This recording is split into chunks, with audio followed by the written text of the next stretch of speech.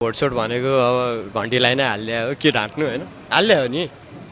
अब आज चाहिँ यसो रमाइलो हेरौँ भनेर आएको। अब बुढा कसरी आउँदो रहेछ, धेरै पछि आउँछ, यसो टिभी पनि देख्न पाएको छैन हो मुख होइन, अब रियलमै देख्न पाइन्छ कि भनेर आएको। अब घर बस्दा बस्दा दिक्क लागिरहेको थियो, फुर्सदमा थिएँ, अनि रमाइलो पनि हुन्छ भनेर आएको।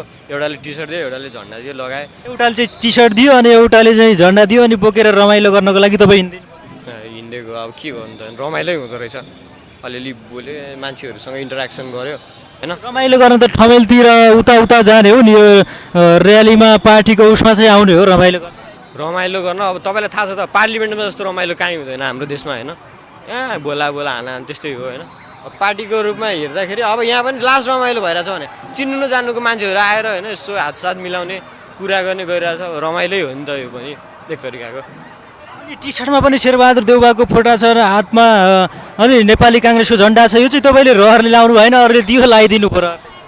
लगाइदियो नि, पानी परिरहेको थियो, अब आफ्नो लुगा भिज्छ भनेर। टी सर्ट राम्रै रहेछ होइन, राम्रो छापा रहेछ। अब यसो हेर्दाखेरि लगाइदिउँ जस्तो लाग्यो, सबै लगाइरहेको रहेछ।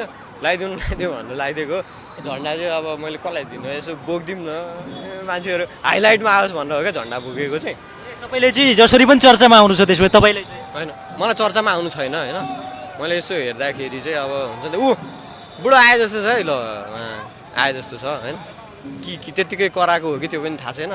यस्तै रमाइलो हेर्न आएको हो मैले। तपाईँ अब नेपाली काङ्ग्रेसको अहिले यहाँ आउँदै हुनुहुन्छ, तपाईँ चाहिँ रोज्नु पऱ्यो भने शेरबहादुर देउवालाई रोज्नुहुन्छ कि बालेन शाहलाई? यहीँबाट भन्नु, यही र्यालीबाट म सधैँ बालेन शाहलाई हो नि, बालेन शाहलाई हो नि।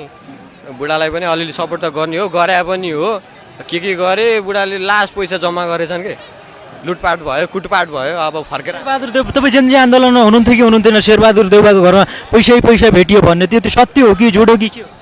सत्य हो नि यार, त्यो हाम्रो साथीहरूले होइन त्यति पैसा ल्याएको रे क्या। अब म त गएन, म त बसिरहेको थिएँ घरमै, लाइभ साइभ हेरिरहेको थिएँ होइन। तर हुन्छ नि त पैसा चाहिँ रियल रहेछ, बुढा धनी रहेछन् क्या, भ्रष्टाचार गरेरै जम्मा गरेको होला हुनु चाहिँ।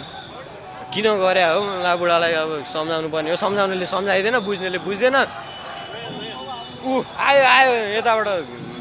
अनि यहाँ पनि कुटपिट गर्ला नि तपाईँले चाहिँ, अब राजसभा भनेर अब काङ्ग्रेसको टी सर्ट लगाएर अनि राजसभालाई भोट हालेको भन्दै। यहाँ आएको मान्छेहरू मध्ये होइन 90% राजसभालाई नै भोट हालेको छ क्या। यो त यसो हुन्छ नि त, खै के हो यो भेटघाट जस्तो रमाइलो। पार्टीको पनि रमाइलो हुँदो रहेछ, भेटघाट यताउति ऊ गाना भजन होइन, त्यसै हो। यहाँ आएको मान्छेहरूले सबैले काङ्ग्रेसलाई सपोर्ट गर्दैन क्या, मै गर्दिनँ, मलाई थाहा छ नि।